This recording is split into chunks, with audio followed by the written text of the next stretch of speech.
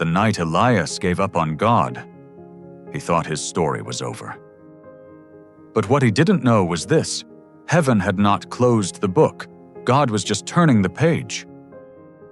And sometimes, the greatest tragedy is not that life falls apart. It's that we stop believing just before the miracle begins.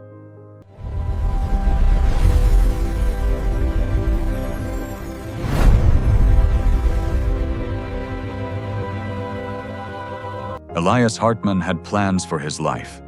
Clear plans. Beautiful plans.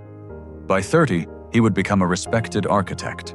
By 35, he would build a home where his mother, Ingrid, could grow old in peace. By 40, he would sit back, look at everything he had built, and finally smile. But life does not always honor the plans we make in our brightest moments. At 28, Elias lost everything. The architecture firm he had poured his soul into collapsed almost overnight. His business partner, a man he trusted like a brother, vanished with the clients, the contracts, and every last cent they had built together. That night, Elias returned to his tiny apartment in Berlin. The room was dark. Not because he wanted silence, because the electricity had already been cut. He stood there for a moment in the cold, staring into the blackness, as if maybe this was all a bad dream and someone would wake him up. But no one did. So he slowly sat down on the floor, and for the first time in years, Elias cried. Not the quiet tears of a strong man trying to hold himself together. No, he cried like a child whose world had broken in his hands. With trembling fingers, he called his mother. Ingrid answered on the first ring, like she always did.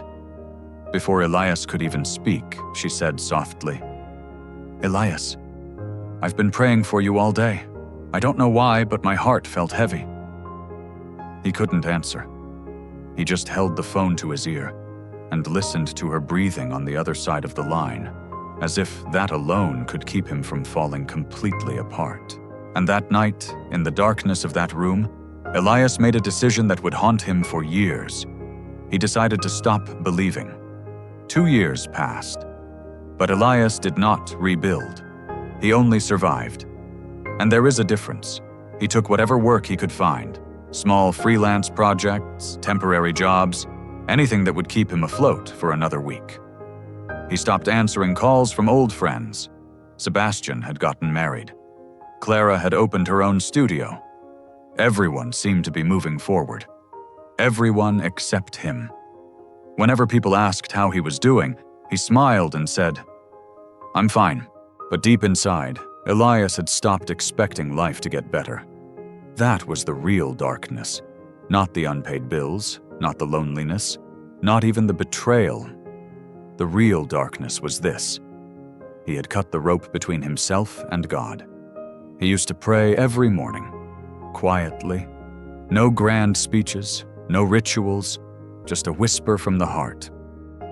"I don't understand, but I trust you." For years, those words carried him. But after the collapse, he stopped saying them, because pain has a cruel way of making silence feel like proof.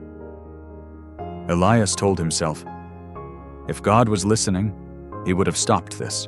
One evening, while sitting beside the Spree River in Berlin, Elias watched the water move beneath the fading light.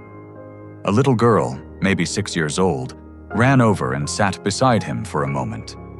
She pointed toward the evening sky and said with innocent certainty, "My papa says that even when we can't see the stars, they're still there." Then she smiled and ran back to her father.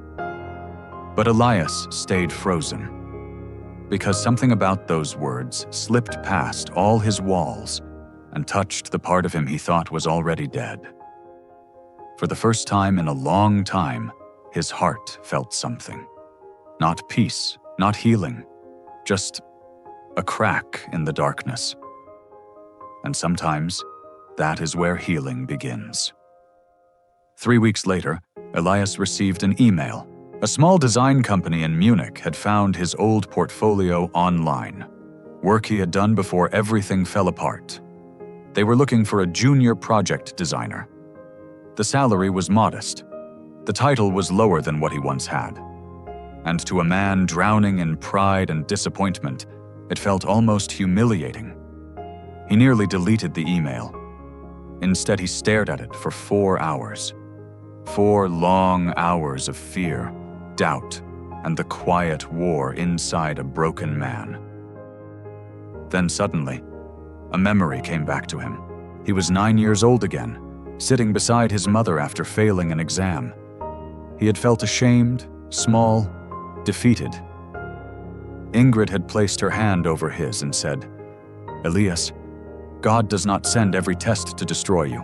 Sometimes He allows it to show you what He placed inside you." Those words came back like light through a cracked window. And for the first time in 2 years, Elias chose not to run from the next step. He applied. A few days later, he got the job. It wasn't the life he once imagined, but it was a door. And sometimes, faith begins not when the whole path is visible, but when you have the courage to walk through one small door. Munich was not a miracle overnight. It was a small rented room, simple meals, long work days, tired eyes, quiet nights. Nothing glamorous, nothing dramatic. But this time, Elias was not working out of panic. He was working with faithfulness. And slowly, something began to change. Not first around him. Within him, he began praying again, not loudly, not perfectly, just honestly. At first, the words felt strange on his tongue, like returning to a language he once knew but had forgotten. Then one night, barely above a whisper, he said it again. "I don't understand, but I trust you."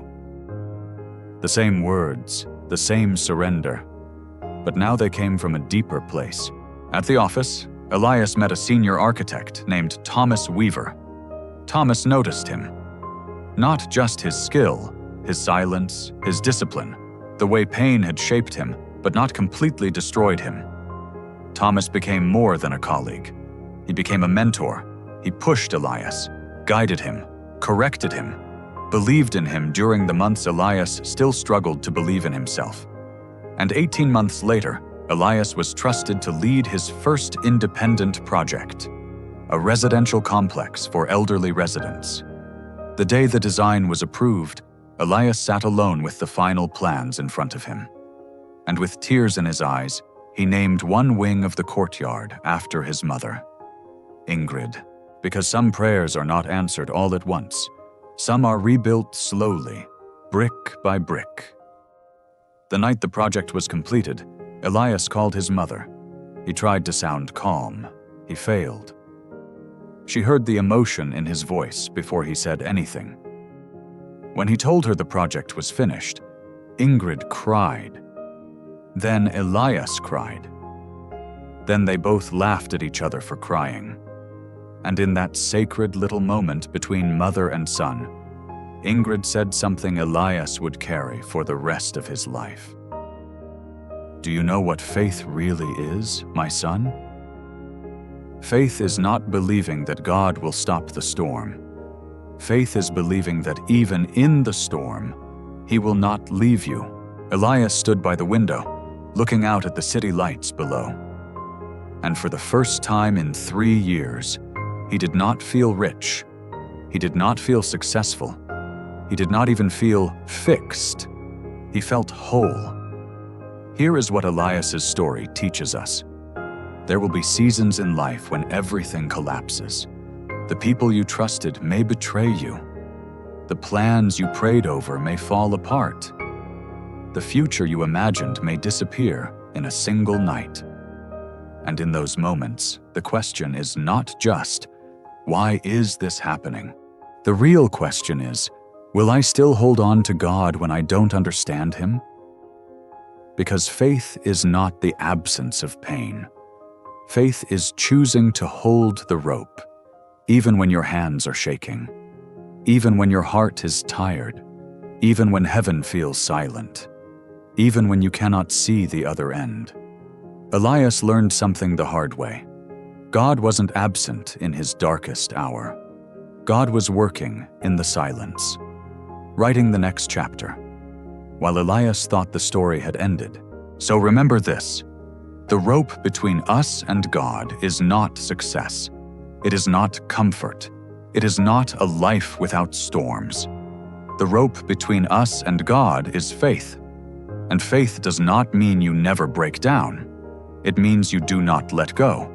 So whatever storm you are facing right now, hold on, because your next chapter may already be on its way.